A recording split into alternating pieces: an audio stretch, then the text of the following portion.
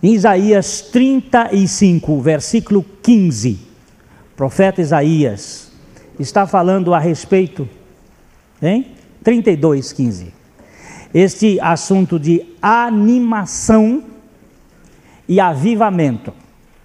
Nós precisamos discernir uma coisa de outra. Precisamos fazer uma distinção entre o que é animação e o que é avivamento. Porque é muito comum a gente chegar e dizer, mas aquela igreja está muito animada. Aquela reunião é formidável, está muito animada. Tudo bem, mas está avivada? Vamos ler Isaías 32, 15.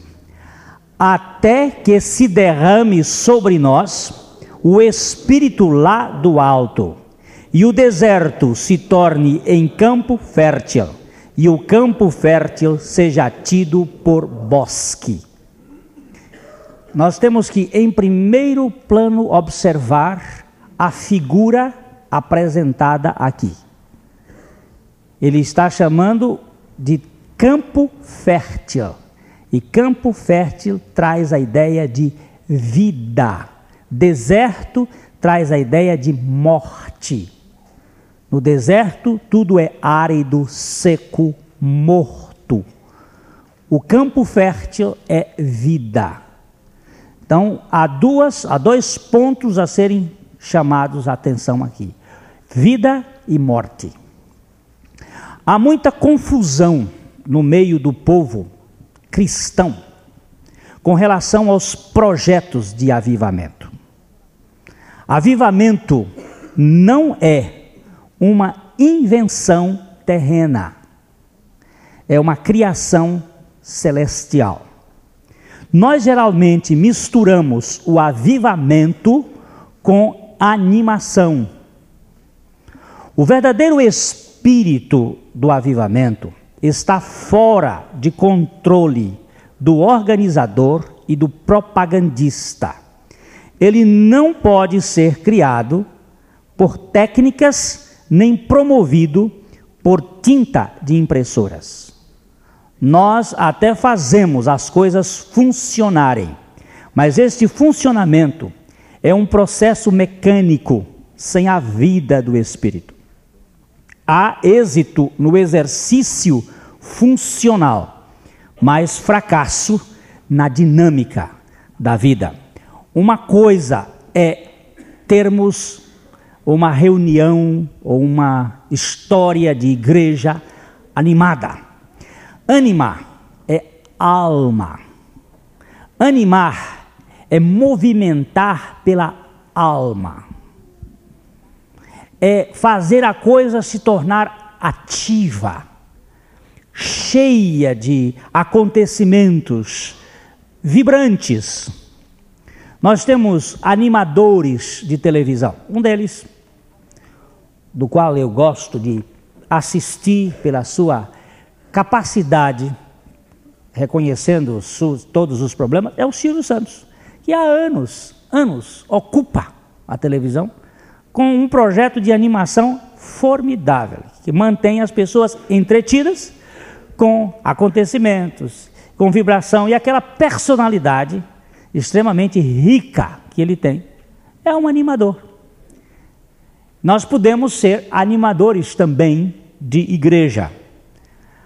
Avivamento é obra do Espírito de Deus por meio da palavra.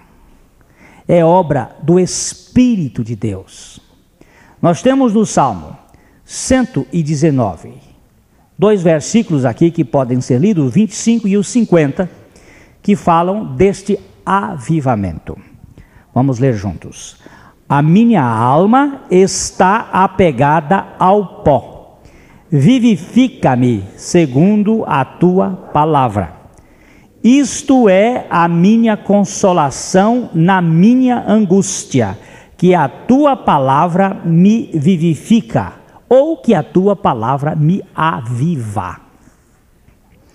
Animação é tarefa produzida pelos expedientes da alma humana. O avivamento é Deus agindo de modo sobrenatural, por intermédio da sua palavra. De novo, o Salmo 119, o verso 107. Estou aflitíssimo, vivifica-me, ó Senhor, segundo a tua palavra. Animação é o homem, por meio da alma, agitando as emoções com os seus métodos. No avivamento, Deus age pelo seu espírito. Na animação, o homem agita pela sua alma. Então vamos fazer a distinção. O avivamento é de Deus, é do Espírito, é pela palavra. A animação é do homem, é uma agitação da alma, utilizando métodos, processos, emoções. E às vezes há uma certa confusão, porque o limite entre uma obra do Espírito e a obra da alma pode ser muito fino. Pastor Thomas disse a certa ocasião que a diferença pode estar num fio de cabelo. É tão fino que a gente nem percebe. Por isso é preciso vigilância. Vigilância, eu já falei isso aqui, vou repetir, meus irmãos, é a capacidade inteligente do ser humano de julgar com critério as coisas. Vigilância é a onda beta do cérebro, não é a onda alfa. Onda alfa é a onda da relaxação, é a onda de ver televisão, é a onda do sono. Beta é a onda do julgamento, da atenção. Você vai verificar sempre que Jesus colocou oração, ou a Bíblia coloca a oração, ela diz que manda orar, ela manda vigiar primeiro. Vigiai e orai. Nunca orai e vigiai. E há um só texto que diz assim, orando e vigiando em todo o tempo. Já colocou o vigiando do lado para mostrar que você tem que estar alerta, mente acuída, mente arguta, mente desperta, cabeça levantada, assuntando as coisas e não sendo levado como vaca de presépio pelas coisas. Então o ponto que está chamando é que nós temos que verificar aonde está a animação e onde está o avivamento. Não, nós confundimos os sinais da incitação acelerada pelos estímulos do alento com a vida produzida pela real manifestação do Espírito de Deus. Temos dificuldade em discernir a intenção dos propósitos da alma e o despertar criado pela operação internalizada do Espírito. É aqui que se trava uma grande batalha difícil de se constatar. Há muitas pessoas que estão atrapalhadas com as demonstrações visíveis do agito e dos indícios barulhentos de exaltação, sem saber distinguir o que é a verdadeira vida espiritual. Na aparência da piedade ou de piedade se escondem disfarces dissimulados em vida do Espírito.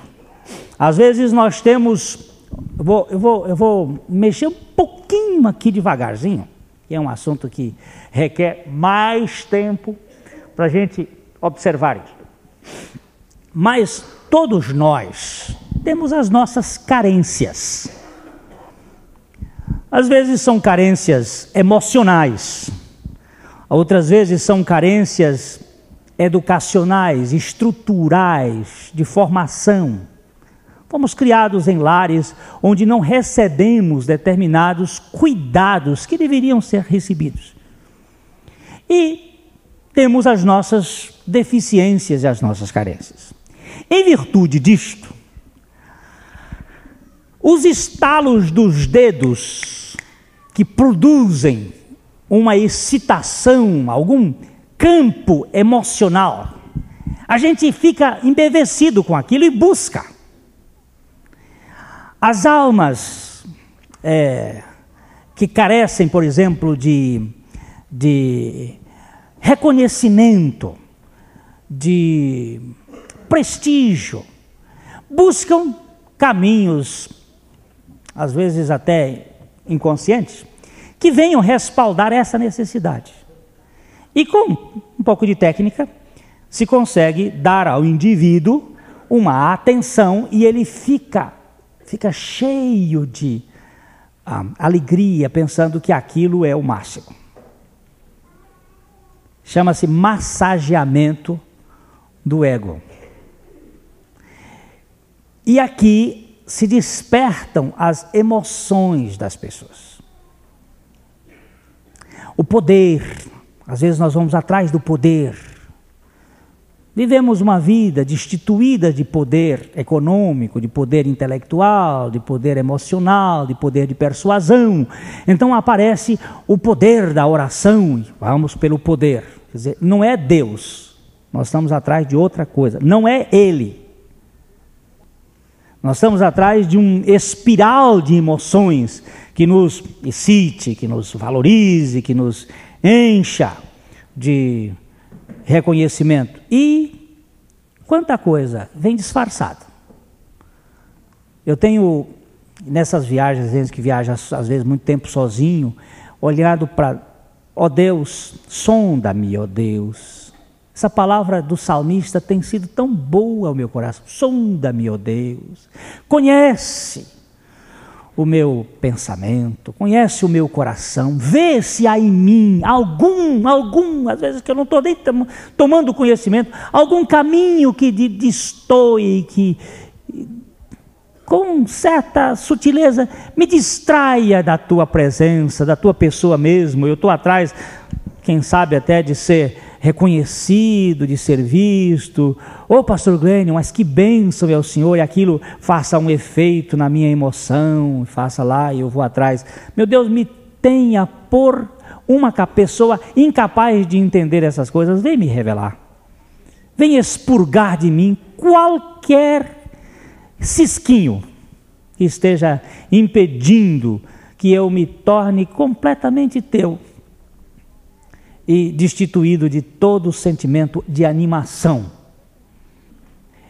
Mas é preciso verificar bem de perto o que é o real avivamento. Para John Bonar, avivamento é a substituição da forma da piedade pelo poder vivo. É a substituição de alguma coisa externa por uma coisa interna. O avivamento não basta parecer, é preciso ser. O avivamento não é a explosão das emoções, nem a demonstração dos poderes latentes da alma, mas sim a destituição total de todos estes poderes que engrandecem a figura humana, colocando-a num pedestal de louvor e reconhecimento. Você está vendo aqui que por trás, eu já lhes contei que certa ocasião, uma senhora muito persuasiva e uma pessoa de personalidade extremamente forte, ao se dirigir numa conversa, levantou a sua saia até a ponta, porque ela tem uma saia bem comprida em virtude das suas exigências religiosas. Ela é de um grupo extremamente formal. Então ela levantou um pouquinho para mostrar o seu joelho calejado. E ela conversando e disse: olha aqui, pastor, reverendo, os meus joelhos estão calejados de oração. Ora, meus amados, quando Jesus disse: quando orardes, fecha a tua porta e ore a teu Pai que vê em secreto, e teu Pai que vê em secreto te recompensará. O que era aquele projeto de mostrar joelho? Não era uma necessidade de exibição de ser uma pessoa espiritual? Lá no fundo não estava enrustida uma carência de ser reconhecido? Um dia, deixa eu contar para vocês, nós recebemos uma carta de alguém que recebe fitas e recebe material, e esta carta me colocava numa posição de destaque, muito efetiva do ministério, e a pessoa... E então eu li a carta e disse para o Valdir, leia essa carta para a igreja. Mas quando eu disse isto e vim para o gabinete, o Espírito de Deus disse, por que você quer que leia essa carta para a igreja? Porque aquela carta me punha dentro de uma valorização de vocês, que colocava que meu ministério estava sendo bem aceito em outros lugares. Ora, lá no fundo estava uma exibição. E se o Espírito de Deus não tivesse me chamado a atenção, eu saía dali muito frajola e satisfeito, porque ia ter um relatório e a igreja, puxa, o ministério do pastor está sendo bem aceito, está sendo bom, etc, etc. Eu voltei lá e disse, guarda essa carta. Entulha ela para um canto. Porque no fundo nós temos uma necessidade. E eu não sou diferente de vocês. E a gente tem lá as suas necessidades. E aí toca, por causa dessas necessidades, atrás de algumas coisas que excitem a gente seja reconhecido. Olha, eu vou dizer uma coisa para vocês. Eu creio em gênero, número, caso, tem mais alguma coisa? Hein? Grau no dom de línguas. Está escrito na Bíblia. Mas eu não creio em 99,9% das línguas que são faladas por aí. Por quê? Porque é exibição. Se você quiser falar a sua língua lá dentro do seu quarto, porque o dom de línguas é para quê? É para magnificar a grandeza de Deus. E quem fala em outra língua, não fala aos homens, fala a Deus, que conhece os mistérios. Agora, existe uma coisa tendente muito grande de fazer bum, bum, bum, bum, bum, bum, bum, bum. E eu estou pegando o fio da meada agora, que daqui a uns tempos, se Deus me der vida, mas Jesus não voltar, nós vamos pegar aonde é que está essa dualidade. Porque a mente funciona com três coisas: comprimento, altura e largura. Comprimento, altura e largura. A mente ela não raciocina sem essas três coisas. Ela precisa do comprimento, ela precisa da altura e ela precisa da largura para poder pensar. Ela é tridimensional. Mas a emoção não é tridimensional. Ela é bipolar. É prazer e desprazer, alegria e tristeza. A emoção, ela funciona na duade. Ela funciona no aspecto dual. É por isso que a música do como é que chama isso? Do rock, tem uma batida chamada beat. A batida é dual e funciona alterando o movimento do coração e mexendo com a emoção. Não com o entendimento, com a emoção. E a gente trabalhando com a emoção, as pessoas ficam lá e se sentem maravilhosamente bem. Por algum tempo, mas depois vem um vazião. A minha mãe dizia assim, quando vocês viajam, sai todo mundo de casa, corre um ventão na casa, dá aquele vazio, a gente sofre porque não tem mais ninguém. Pois é assim que faz. Depois que você teve aquela emoção gostosa, maravilhosa, e chorou, depois saiu dali, dá um vazião. Aí, por causa desse vazião, busca mais emoção. Aí dá outro vazião. Aí busca mais e vicia. Vicia em endorfina. Vicia como ficam viciados os corredores.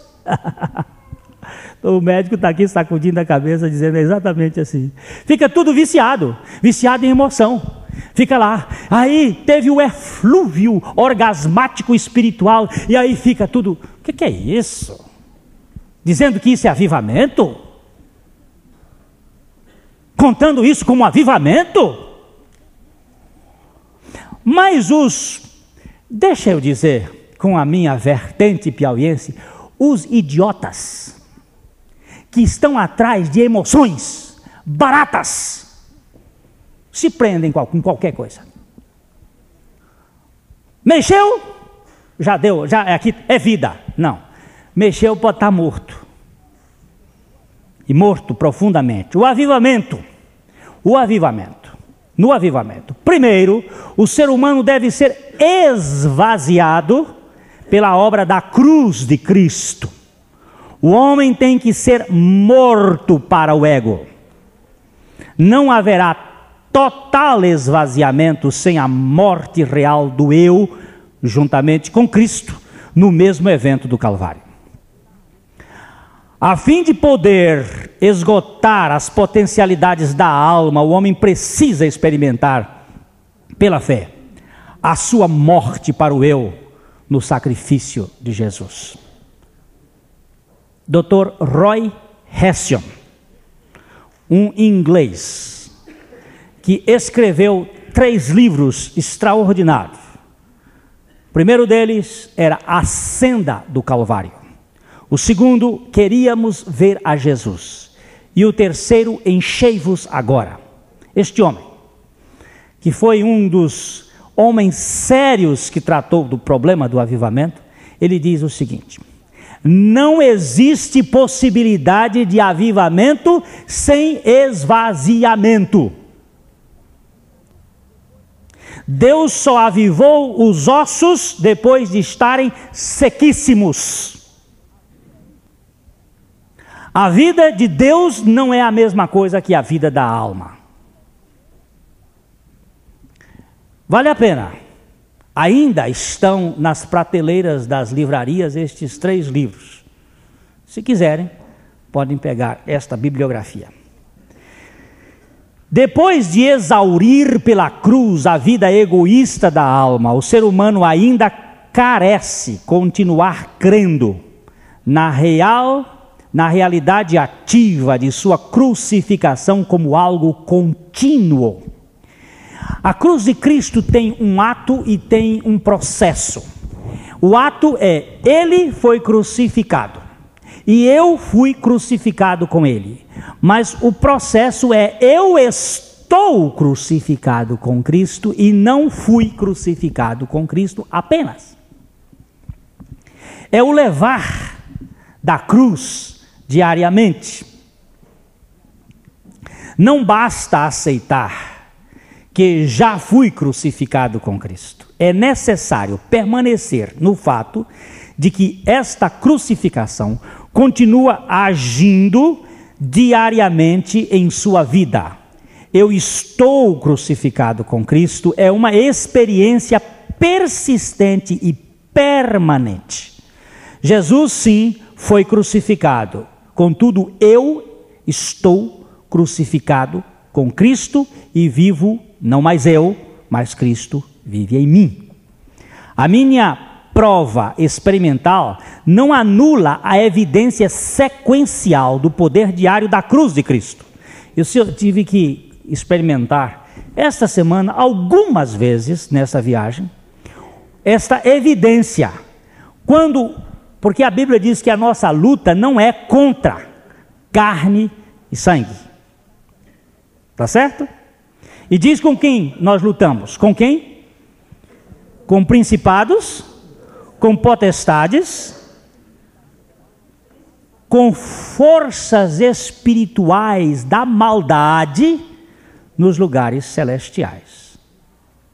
E diz que as armas de nossa milícia não são carnais, mas sim poderosas em Deus, para a destruição das fortalezas, anulando os sofismas e levando todo pensamento cativo até a obediência de Cristo.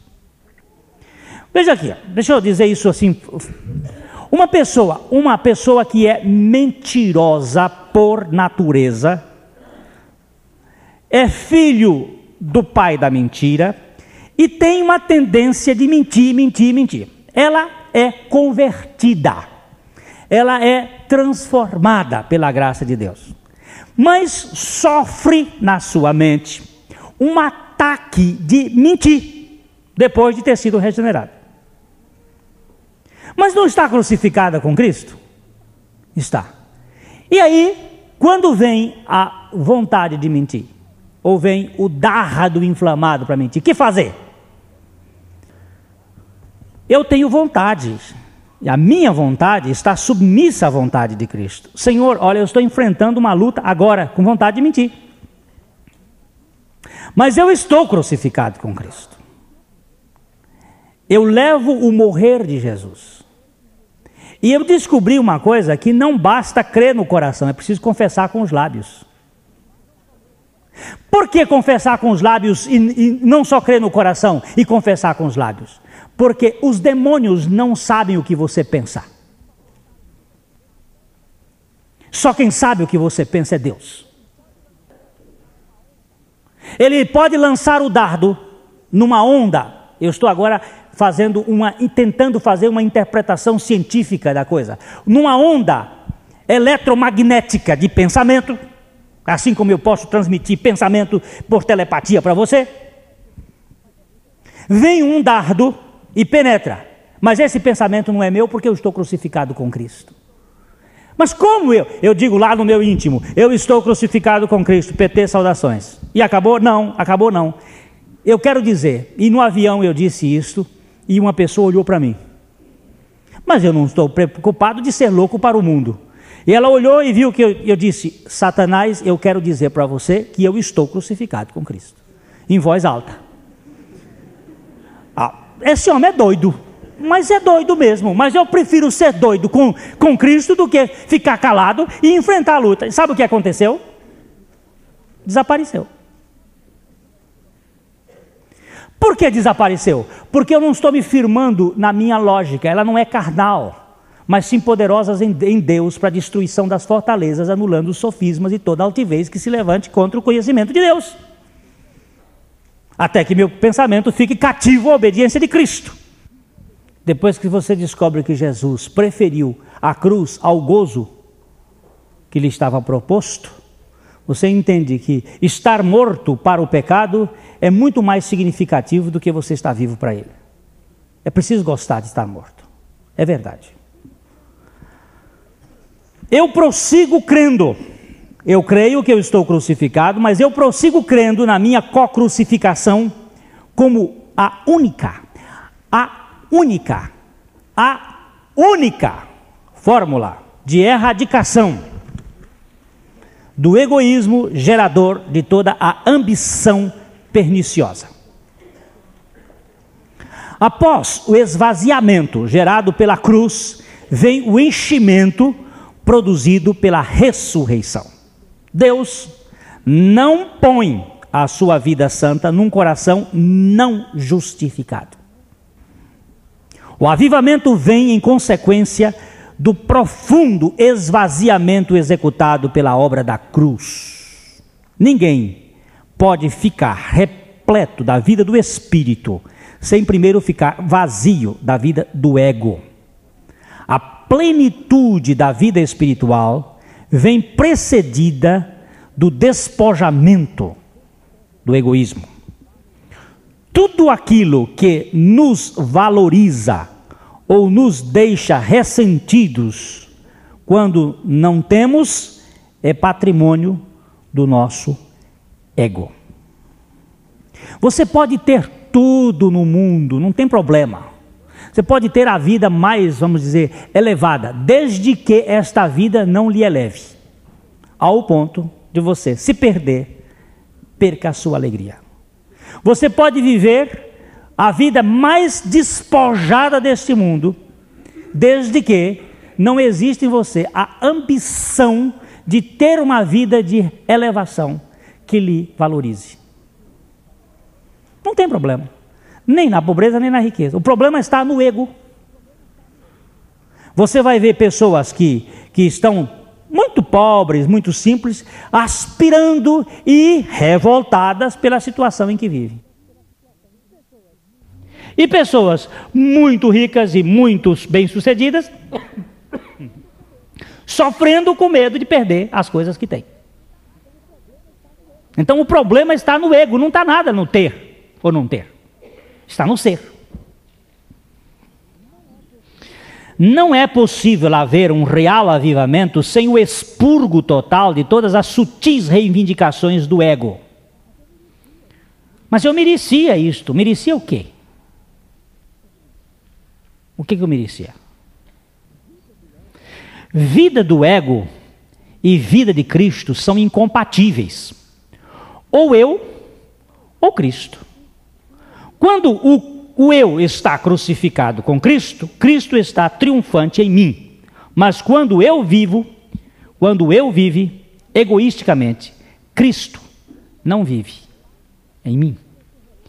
Eu quero que você repare que Gálatas 2:20 diz: eu estou crucificado com Cristo e vivo, não mais eu, mas Cristo vive em mim. E a vida que eu agora vivo na carne, apesar do eu estar oculto por elipse, está oculto na frase, ele existe. E agora a vida que eu é esse? Existem dois tipos de eu. Isto dentro da minha visão, evidentemente. Eu não posso pregar uma coisa que está fora daquilo que eu recebo como revelação de Deus. O eu ideal, o eu teomânico ideal, que foi injetado no jardim do Éden por Satanás, como Deus sereis, é um eu fantasioso, perfeccionista, absoluto, um eu que não aceita defeitos, que não aceita imperfeições, é um eu exaltado, um eu que é ideal. Este é o nosso problema. E existe um eu real, que eu vou chamar de eu cristocentralizado. Quer dizer, Cristo era Deus e se fez homem, para nos dar a dimensão do que é o eu homem. Finito, ele que era a plenitude da divindade, esvaziou-se, finitizou-se. Dependente é um eu que depende de Deus. Confiante é um eu que confia em Deus. Esperançoso é um eu que espera em Deus. Então, ele saiu daquele plano ideal de independência para o plano real da dependência. Eu estou crucificado. Para mim, quando Paulo quer dizer eu estou crucificado com Cristo, ele está dizendo, este meu eu teomânico foi crucificado. E eu ganhei um eu real em Cristo, em que eu aprendi a viver contente em toda e qualquer circunstância. Ficou num ponto bem tranquilo. O Espírito Santo só pode vir habitar os homens que foram regenerados pela graça de Deus. Eu volto a chamar a atenção disso aqui, porque tem muita gente dizendo, mas o Espírito Santo está em mim. O Espírito Santo não é o Espírito Santo. Pode ser o outro Espírito que Paulo fala ali, que é o exaltado. O mundo não pode receber o Espírito Santo. O mundo não pode. Ele é santo e só habita nos santos que foram feitos santos pela obra da cruz de Cristo. Vamos ler juntos João 14, 16 e 17. E eu rogarei ao Pai, e Ele vos dará outro ajudador, para que fique convosco para sempre, a saber, o Espírito da verdade, o qual o mundo não pode receber, porque não o vê nem o conhece. Mas vós o conheceis, porque ele habita convosco e estará em vós. Aqui nessa igreja hoje está uma senhora que me contou uma história algum tempo atrás, que ela estava numa reunião de aniversário, em que havia o aniversário de uma pequena, de uma menina, e a dona da casa, muito espiritual, muito cheia de dons, começou a orar antes da refeição do aniversário, antes da festinha, e enquanto orava, um gato subiu sobre a mesa e começou a comer os salgados que estavam ali miando, e no meio da oração em que falava línguas, ela pegou o gato e torceu a cabeça do gato e jogou pela janela falando línguas e tudo. Nem parou a língua para torcer e matar o gato. Torceu a cabeça do gato e jogou o gato pela janela. E voltou como se nada tivesse acontecido e tocou a língua para frente. E todo mundo, aleluia, aleluia, e pronto. Bem, pode ser espírito de gato isso aí. Agora, existe muita confusão nesse termo. Ah, mas está lá, com vida espiritual. Gente, vida espiritual tem mansidão de Cristo. E quando recebe uma contusão, uma chute na canela, nem por ato instintivo o cotovelo não vai no malar do outro. É manso. O mundo crê no que vê, e por isso vive buscando sinais e evidências para corresponder às suas expectativas religiosas. Todos aqueles que procuram sinais visíveis, que podem ser constatáveis, não vivem pela fé. Se não vivem pela fé, não gozam de um puro avivamento do Espírito. Gálatas 3:2. Só isto quero saber de vós. Foi pelas obras da lei que recebestes o Espírito, ou pelo ouvir com fé? Estava em Maringá, numa conferência numa igreja lá em Maringá, há alguns anos atrás. Depois do domingo de manhã,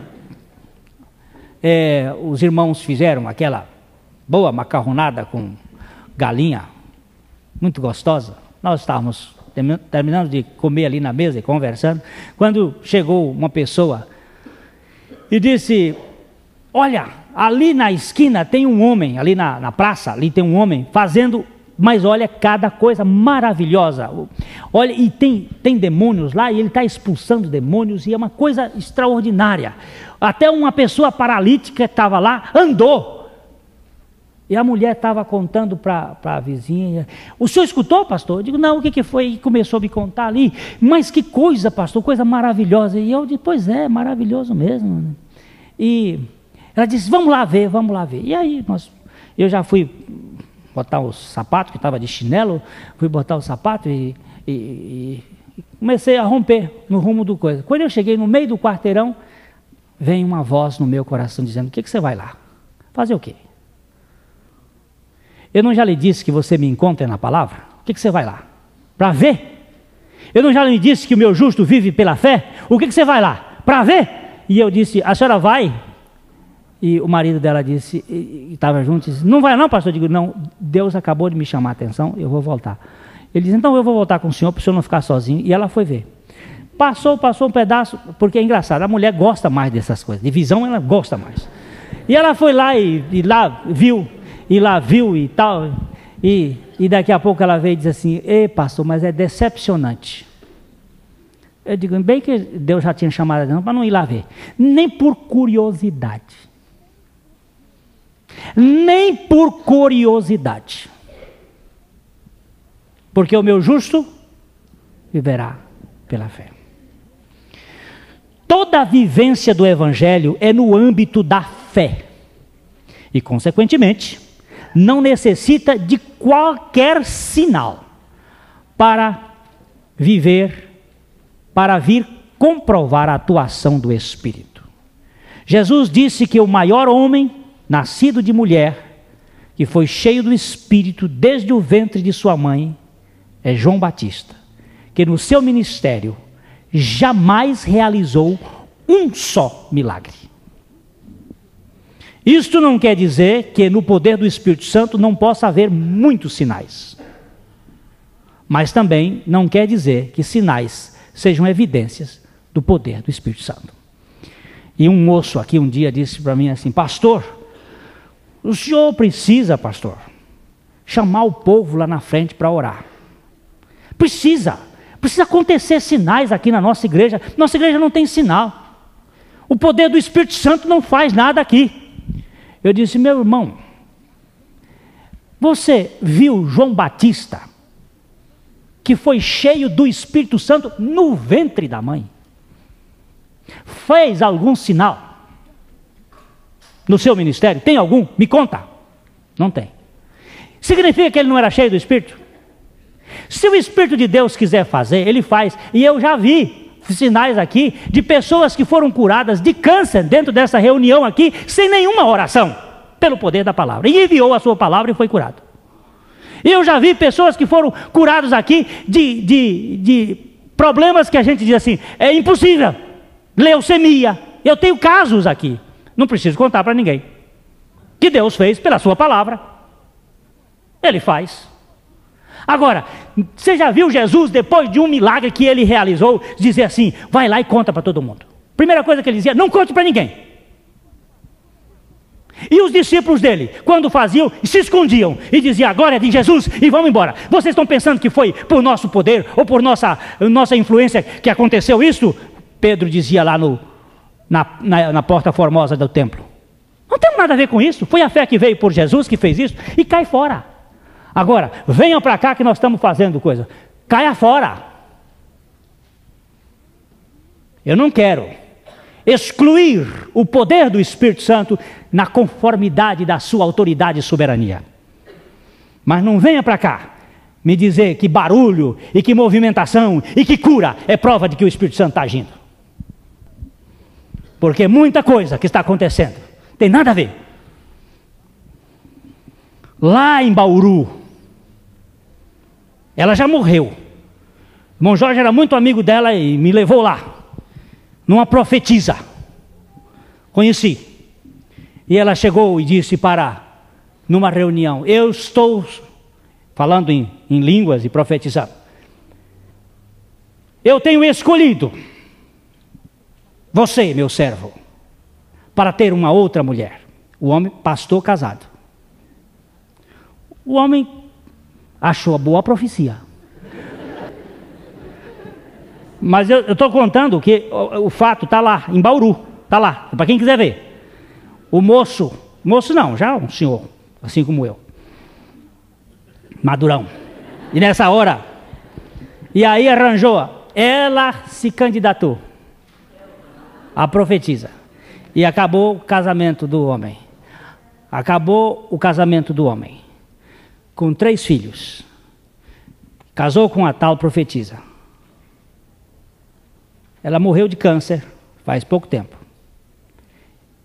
Ele acabou com... Ministério nunca teve, porque uma pessoa desse jeito não tem ministério. Acabou com a família dele. Agora eu lhe pergunto: será que Deus ia fazer um negócio desse? Será que Deus é tão estúpido que manda casar e depois não, mas isso não é casamento segundo Deus. Quem foi que disse? Vocês vêm para cá com essas histórias? Deus derruba ninguém com bafo. Quando Jesus soprou na testa dos discípulos e disse: recebei o meu Espírito, ninguém caiu. Pelo contrário, foram buscar o poder. E ele era o poder absoluto.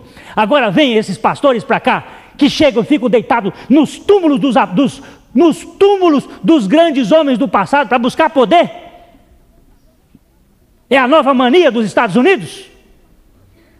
Estão indo para os túmulos de David Brainerd, de Jonathan Edwards, e deitam em cima dos túmulos, bota a cabeça no túmulo e fica buscando poder. Por quê? Porque um dia, um moço que morreu e foi enterrado em cima dos ossos do profeta Eliseu, quando o corpo bateu em cima dos ossos, ressuscitou. Agora estão buscando defunto lá para fazer poder. Você vai me dizer que isso é brincadeira? E está aí. E o homem vem aqui em Londrina e sopra na testa, e gente daqui vai para lá para escutar a gente. Você me desculpa, mas meu cinto está bem preso, senão eu tirava. Avivamento é obra do Espírito Santo de Deus. Não tem nada a ver com barulho, nem com zoada, nem com emoção, mas tem com caráter. O avivamento é, antes de tudo, uma expressão da vida santa de Deus no ser humano. É o poder da santidade na alma transformada, gerando um caráter puro diante de Deus, íntegro no seu próprio coração e sincero para com os outros, sem fantasiar e sem bancar santarrão. Uma das coisas que eu já observei numa pessoa cheia do Espírito é que ela não é condenatória, nem julgadora, nem santarrona. É paciente, é mansa. Não vive com o dedo na cara, você está vivendo em pecado. Porque esse não é trabalho do pregador e nem do homem santo. Isso é trabalho do Espírito Santo. Avivamento é a qualidade da vida de Cristo estabelecida pelo Espírito Santo no interior de uma pessoa que foi regenerada pelos benefícios poderosos do sacrifício de Cristo. Avivamento é a ação vivificadora do Espírito, transformando o deserto morto num campo fértil, e este num bosque viçoso e verdejante. Avivamento é vida. Vida de Cristo, mansa e humilde de coração, com caráter. Toda a realidade do avivamento se consubstancia na expressão legítima da vida santa que Deus estabelece no centro do homem renascido. E isto não tem nada a ver com agitação emocional ou demonstração de sinais e maravilhas. Se o Espírito, pelo seu poder, pretender realizar prodígios, fica por sua deliberação. Ele é soberano e determina como lhe apraz. Mas não cabe a nós querer ou buscar os sinais externos de poder para validar o nosso ministério. Se você dissesse alguma coisa, eu dizia: busque os sinais internos da vida santa de Cristo. Se é que podíamos buscar alguma coisa. A nossa ênfase deve ficar na dependência total do Espírito, para que Ele nos torne, em todo sentido, afinados com a sua vontade e instrumentos da manifestação genuína da sua santidade no mundo perverso. Hoje, nós precisamos muito mais de vidas santas do que exibidores de poderes. Sabemos que a mente humana, adestrada, pode muito bem demonstrar poder, só não pode manifestar santidade, isto é, obra do avivamento autêntico de Deus. Deixa eu lhes contar uma só ilustração e nós podemos ir para casa. Irmão Souza, conversei um pouco com ele agora. Um homem de Deus, hoje, foi um facínora, foi um criminoso, assassino, homem brabo, esteve no pau de arara algumas vezes, é um pernambucano de Serra Talhada, é uma tora de homem forte e brabo.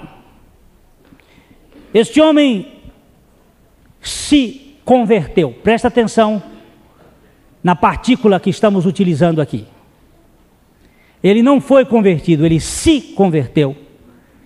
E durante anos, ele passou de uma igreja para outra. Ele saiu de um pentecostismo para a igreja batista, por influências de necessidades econômicas, tornando-se missionário da igreja. Mas ele trouxe inclusive um pastor numa das reuniões em que estávamos pregando lá em Teresina agora, pastor que ele tinha prometido matá-lo com uma tesoura. E trazia a tesoura debaixo da roupa para matar o pastor, sangrar. Ele disse que o que ele gostava mesmo era de sangrar. Mas numa daquelas suas caminhadas, antes de ter sido convertido, agora sim, ele se converteu primeiro, depois ele foi convertido. Ele, juntamente com um evangelista, resolveram jejuar. E no 20º dia de jejum, 20 dias jejuando, só bebendo água e jejuando, o evangelista disse: Souza, vamos ver se realmente temos poder para realizar obras miraculosas. Ele disse: vamos. E passava na frente da casa uma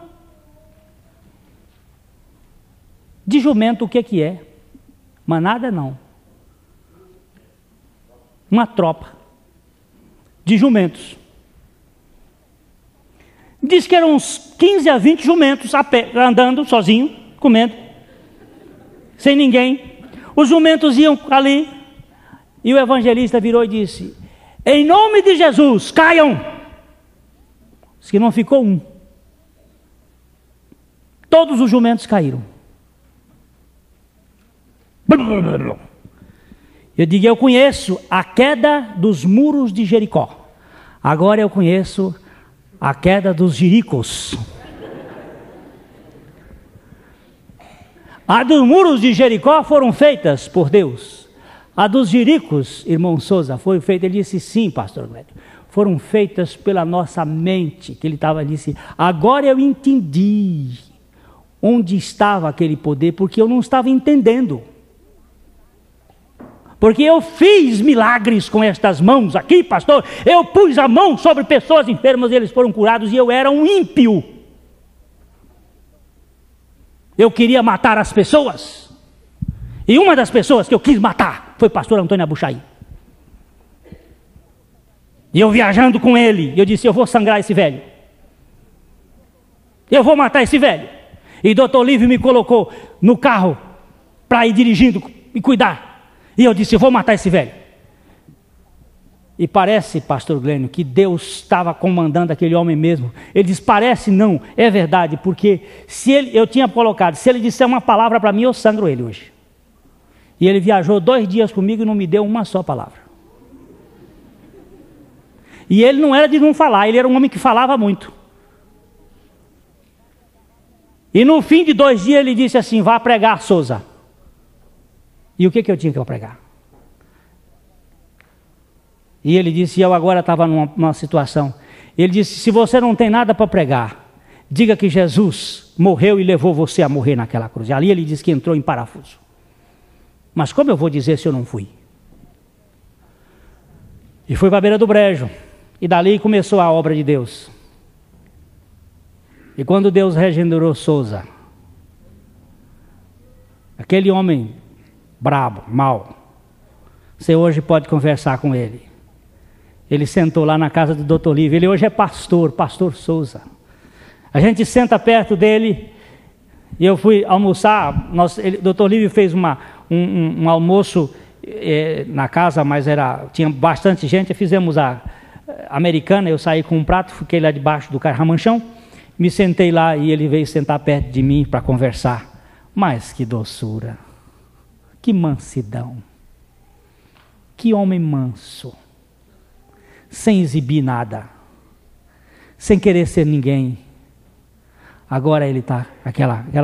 E eu fui provocar para saber mais algumas coisas. Ele disse assim: pastor, vamos deixar esse assunto do passado para lá. Eu digo: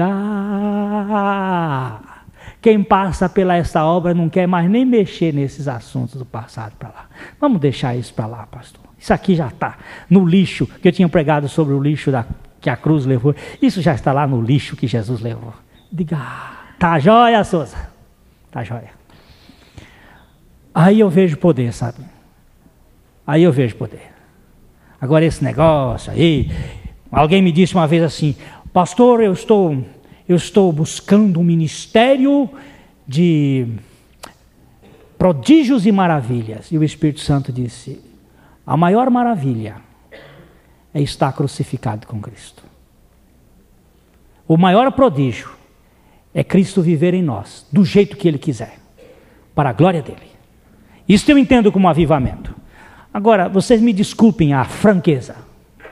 O que eu tenho visto por aí, em muitos lugares, eu não quero para a minha vida espiritual.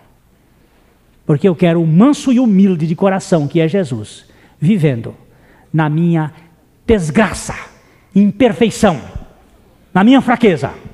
Porque eu não vou ser nunca mais nunca, um Deus. Mas o Deus Todo-Poderoso vive em nós. Não mais eu, mas Cristo. Quietinho? Vamos embora. Um bom almoço para todos. Uma boa tarde. Na graça plena e na dependência. Agora, se você quiser avivamento de barulho, pega o caminho e vá. Pode entrar no movimento e ponha bastante barulho, e bastante zoada e bastante sinal. Se você está atrás disso, vá. Por favor, não venha para cá causar problemas para nós. Vá. Seja feliz. Eu disse outro dia isso para um rapaz: meu filho, o meu problema com você não é nada pessoal, eu amo você, eu oro por você, só que a nossa pregação não bate. Você é eleicionista e eu creio que a eleição é em Cristo. Você crê que Deus salva os eleitos e eu creio que os eleitos são os salvos em Cristo. Nós não batemos. Eu vou sempre orar por você e amar você. Vamos fazer como Paulo e Barnabé. Um foi para lá, o outro foi para cá. Se você ficar na igreja, eu saio e vou pregar debaixo de uma ponte. Nós não podemos aqui estar criticando os outros. Cada um vai dar conta diante de si.